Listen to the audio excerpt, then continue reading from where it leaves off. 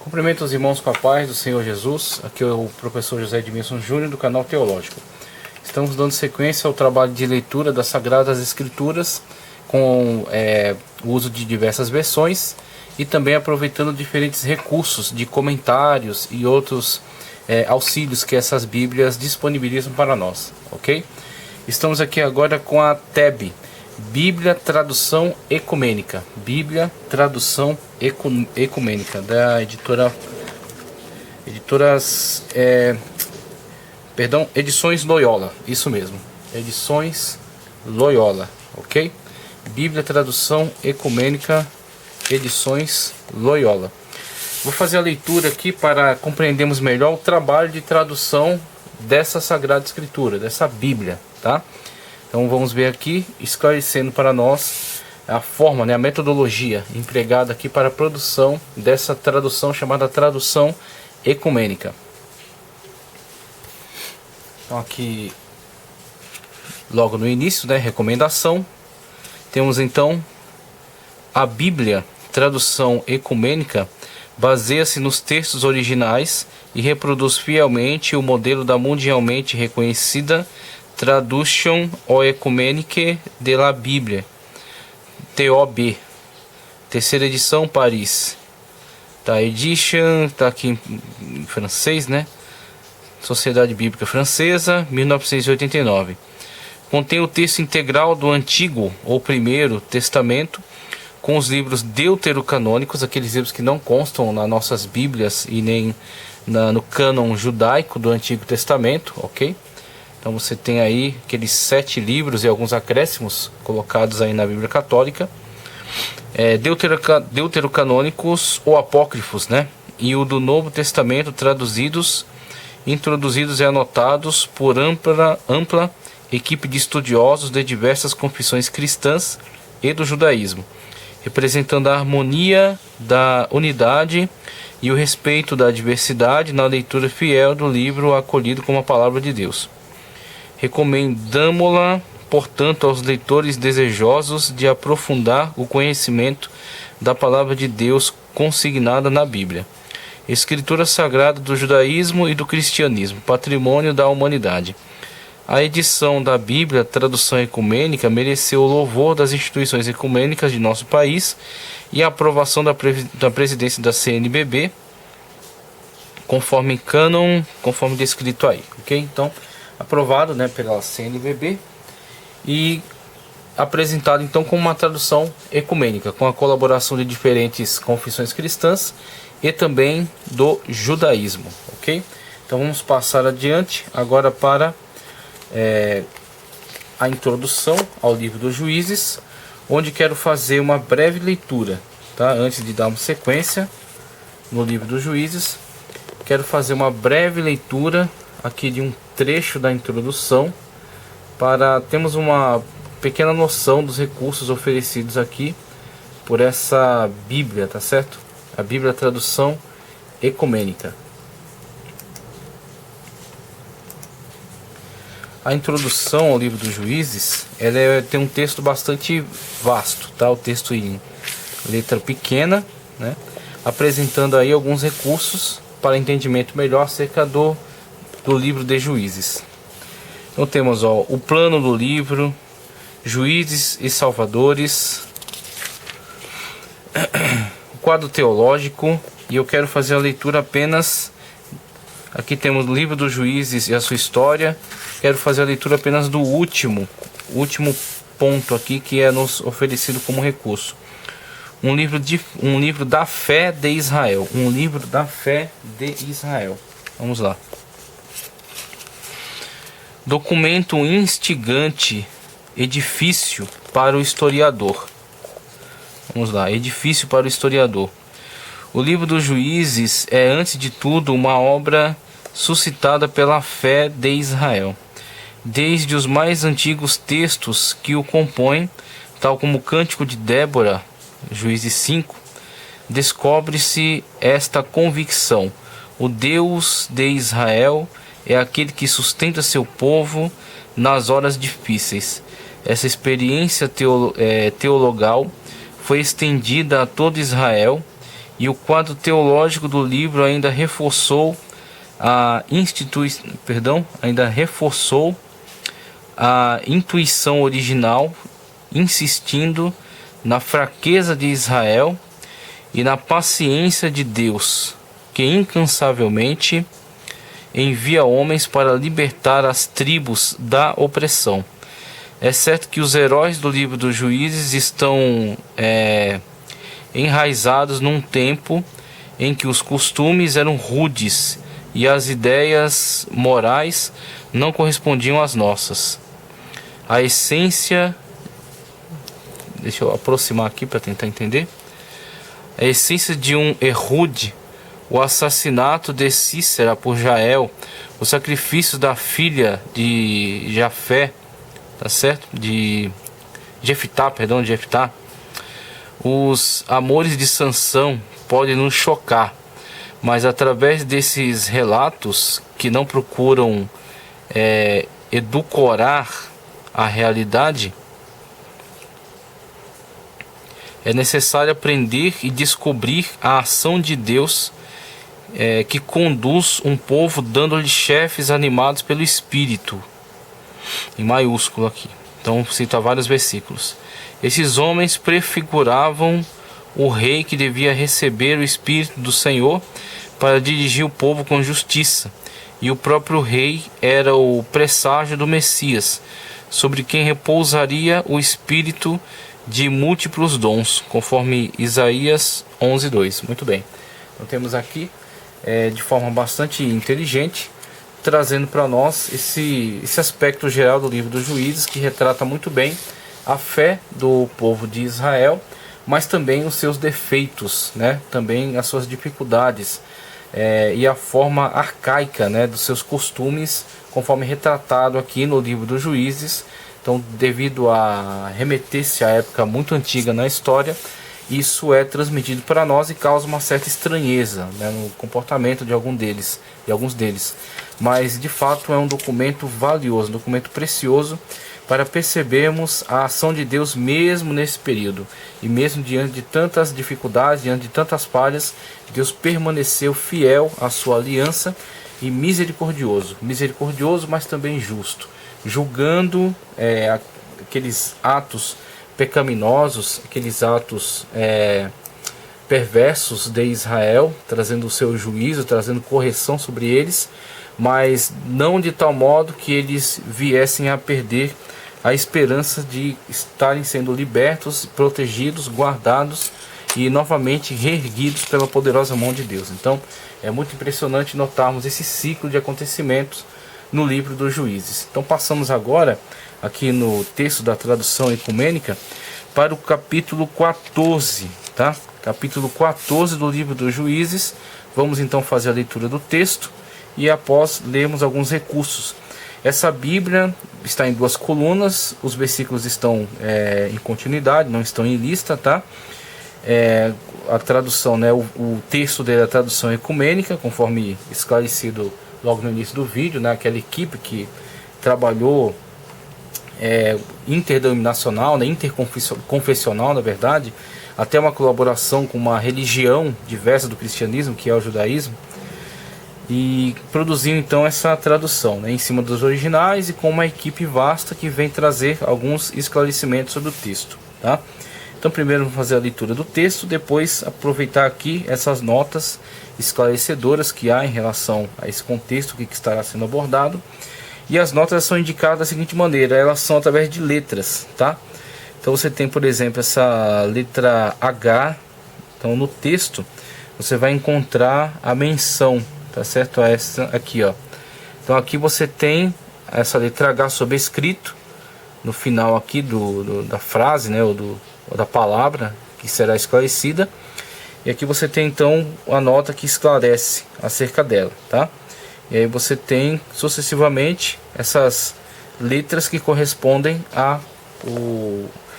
ao sobrescrito que está aí espalhado ao longo do texto. E tem que ser então observado para a gente possa ler aqui na nota o esclarecimento melhor com relação àquele termo que será encontrado na leitura, tá?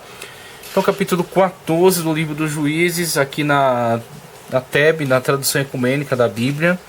Vamos fazer a leitura. Casamento de Sansão, ao subtítulo.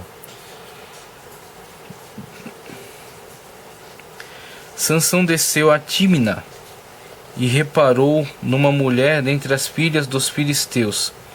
Ele subiu para anunciar a seu pai e a sua mãe, e lhes disse: em Tímina reparei numa mulher dentre as filhas dos filisteus.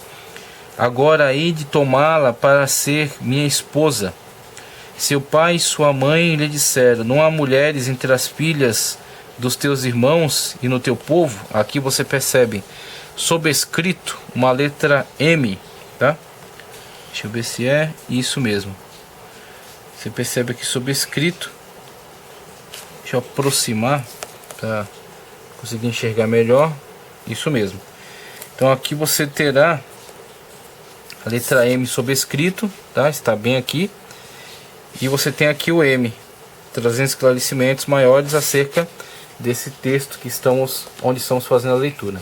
Então posteriormente faremos a leitura dessas notas elucidativas aqui, tá?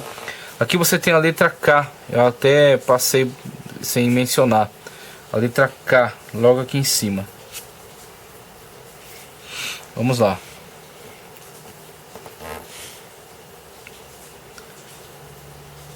Não há mulheres entre as filhas de teus irmãos e no meu povo, para que vás tomar mulher dentre os filisteus, esses incircuncisos, e aqui outra letra, né, um N sobrescrito, e um esclarecimento acerca do que vem a significar esse termo, né? Mas Sansão disse a seu pai: toma-a para mim, porque ela é que me agrada. Seu pai e sua mãe não sabiam que isso provinha do Senhor, que procurava uma ocasião para se confrontar com os filisteus. Naquele tempo os filisteus dominavam Israel. Só um minuto.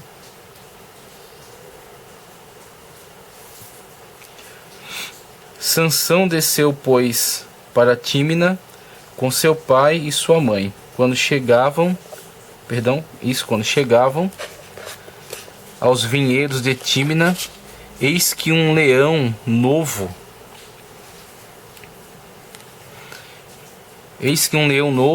veio rugindo ao seu encontro. O Espírito do Senhor penetrou nele, e Sansão, sem ter nada em mãos, dilacerou o leão em duas partes, como se parte um cabrito.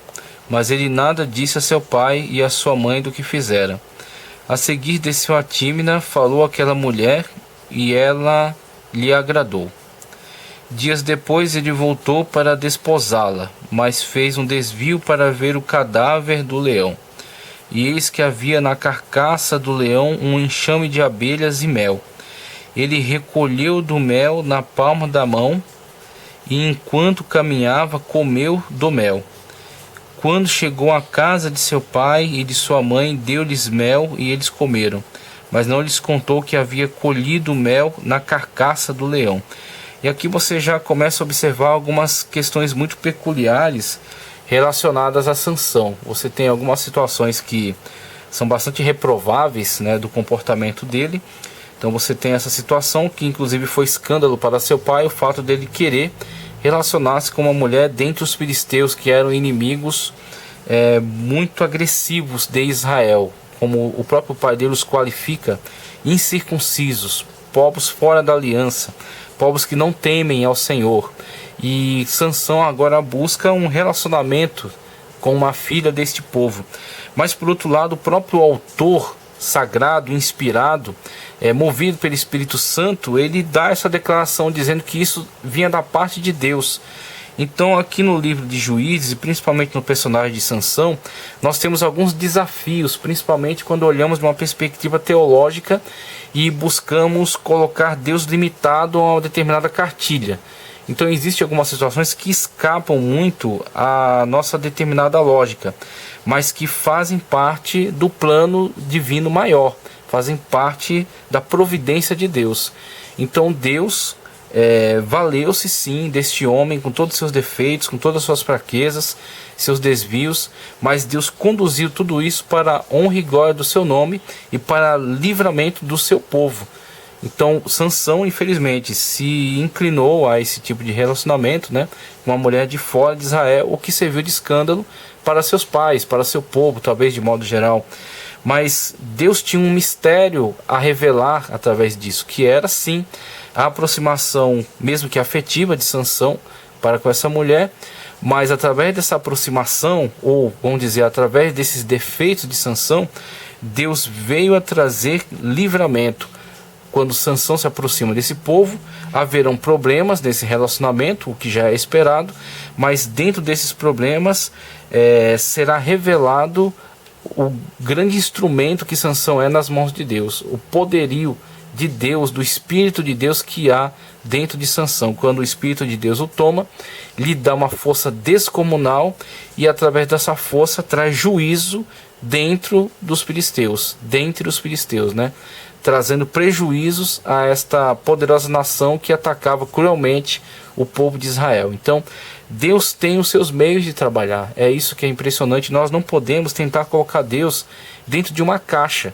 Deus, ele escapa às nossas especulações. Ele não está limitado à nossa determinada teologia. Nós não entendemos Deus em toda a sua profundidade. Somente o Espírito de Deus que sonda até as profundezas de Deus. Então, o livro do Juízes nos surpreende, e os planos de Deus, com certeza, mais ainda. Deus permitiu que essa situação acontecesse para que isso viesse a ensejar um confronto de Sansão com os filisteus, e o Espírito de Deus, usando Sansão, veio a trazer grandes prejuízos dentre os filisteus. E aí você tem a situação de Sansão aproximando-se de Dalila, mas por outro lado você tem situações também totalmente irresponsáveis por parte de Sansão, que é o fato, por exemplo, mesmo ele tendo se valido do poder do Espírito de Deus para matar aquele leão, rasgá-lo ao meio, tá certo? Livrar os seus pais, sem seus pais sequer terem sabido acerca desse livramento.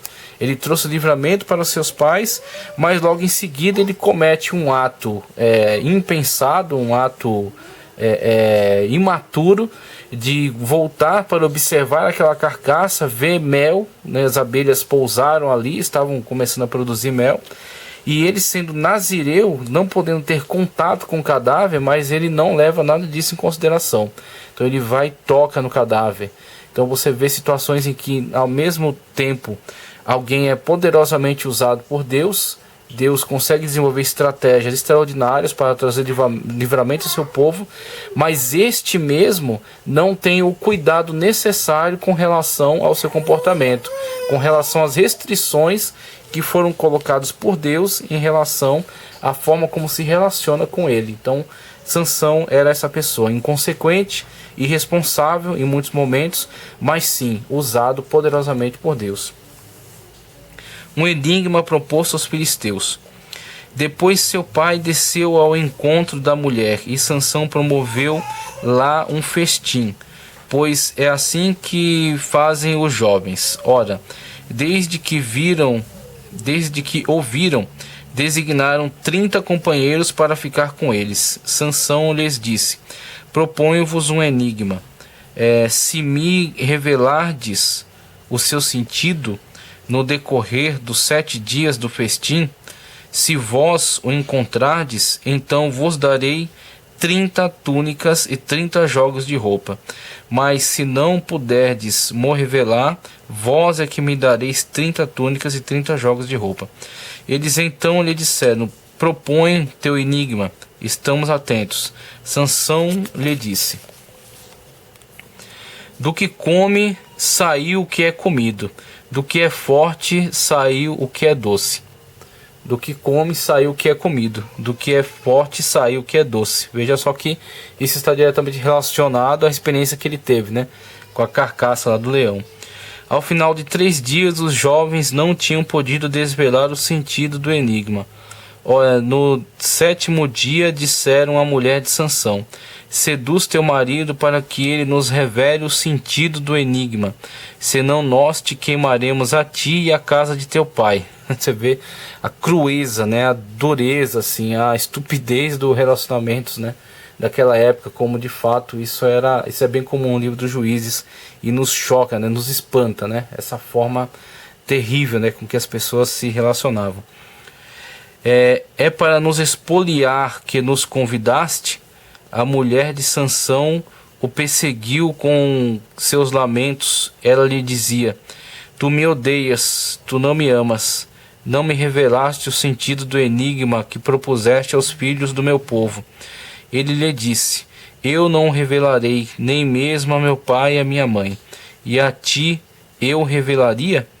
Ela o perseguiu com os seus lamentos durante 7 dias de duração durante os 7 dias de duração do festim.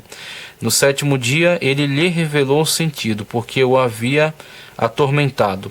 E ela revelou o sentido do enigma aos filhos de seu povo. Ao 7º dia, antes do pôr do sol, os habitantes da cidade disseram a Sansão: que é mais doce do que o mel, que é mais forte do que o leão? E ele lhes respondeu: se não tivesseis arado com minha jumenta, não terias decifrado o meu enigma. Então o Espírito do Senhor penetrou nele. Sansão desceu a Asquelon, matou 30 de seus habitantes, tomou seus despojos e entregou-os àqueles que tinham revelado o sentido do enigma. Fervendo de cólera, ele subiu para a casa de seu pai. Quanto a mulher de Sansão, foi dada ao companheiro que lhe tinha servido, como acompanhante de honra. Então vemos aqui essas situações tanto folclóricas, né, desse enigma, dessa situação, desse impasse com essa mulher com quem ele casou, essa situação da ameaça que ela sofreu, diante da qual insiste para que ele revele, a situação do enigma revelado, a sua fúria, seu ódio, e agora a participação do Espírito de Deus lhe dando força para que ele faça aquilo que é o propósito de Deus: ataque aos filisteus, desestabilização desse povo, esse povo que estava atacando o povo de Deus, estava atacando o povo da aliança. Então Sansão vai a Asquelon, mata ali os 30 homens, e dos bens que havia conseguido deles, paga a dívida, mas também cria, né, essa desavença, cria esse ódio em relação aos filisteus. Então, uma vez que era uma situação necessária, uma vez que era uma situação de ameaça para Israel, essa foi a estratégia para que houvesse alguma forma de retaliação, alguma forma de desestabilização aos filisteus, que naquele momento eram um terrível exército contra os israelitas, ok? Então, só para compartilhar com vocês algumas das notas esclarecedoras aqui, a partir da M, que encontramos aí na leitura do texto, as versões leram teu povo, mas o texto hebraico pode ser mantido, se for o pai de Sansão quem fala, ok? Então, trazendo esclarecimentos aqui acerca do diálogo do pai de Sansão, né, com ele, escandalizado pelo fato de ele querer se casar com uma filisteia. Vamos lá, epíteto que caracteriza os filisteus no Antigo Testamento, ou seja, incircuncisos, tá?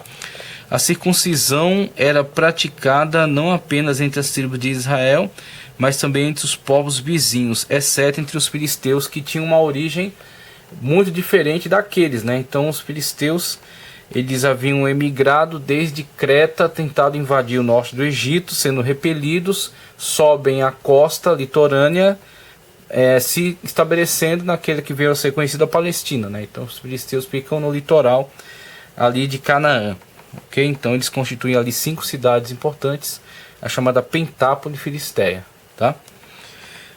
Vamos agora à adição tardia devido ao contexto antecedente, mas em contradição com o versículo 6. Então aqui nós temos que ter consciência de que a equipe que trabalha nesses comentários, muitos deles estão ligados à teologia liberal, que não vê qualquer tipo de problema em enxergar contradições até nos textos da Sagrada Escritura, o que numa leitura ortodoxa haverão então um exame mais detalhado para se perceber aquilo que aparentemente é uma contradição, mas que muitas das vezes são informações complementares, tá? Então muitas das vezes O que uma teologia liberal enxerga como contradição, na verdade, são fontes diferentes, tá? São informações complementares que precisam ser melhor elucidadas.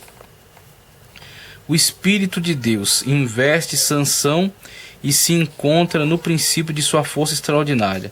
No final de sua vida, Sansão reconhece que Deus está na origem dessa força. Agora continuando, li a nota P, agora a nota Q. Malgrado hebraico, o sujeito do verbo deveria ser Sansão, o que seria mais apropriado, mas essa menção ao pai responde ao versículo 3b, que é a nota Q. Nota R. Sansão contrata um tipo de casamento no qual a mulher continua habitando a casa de seu pai. O esposo não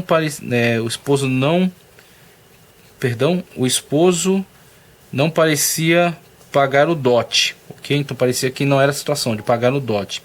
Mas quando vem ver a mulher, ele traz presentes. Muito bem, então esse é um costume daquela época e provavelmente daquele povo, né? Da mesma forma, o festim é celebrado na casa da mulher. E os companheiros que devem acompanhar o esposo são todos filisteus. Então, essa prática, né, desse tipo de contrato de casamento realizado, na qual Dalila permanecia com seus pais, Sansão vinha lhe visitar, trazia presentes, e a festa de casamento foi realizada ali, tá certo? No território dela, na casa dela. E os companheiros que foram providenciados para Sansão, para que todo casamento, né, toda a festa pudesse correr bem, eram filisteus, contratados ali dentre os filisteus para acompanhar o casamento, para acompanhar Sansão, ok?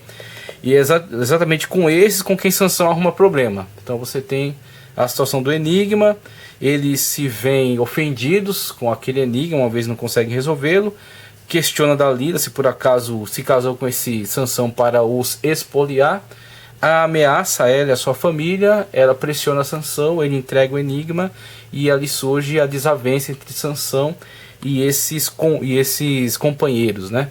Então daquela desavença vai haver retaliação sobre Ascalon e vão haver futuramente retaliação sobre eles mesmos. E Deus está criando uma situação na qual eles vão provocar Sansão, e Sansão, inspirado pelo Espírito de Deus, vai guerrear contra eles, lhes causando grandes danos, lhe causando aí, de fato, grandes prejuízos.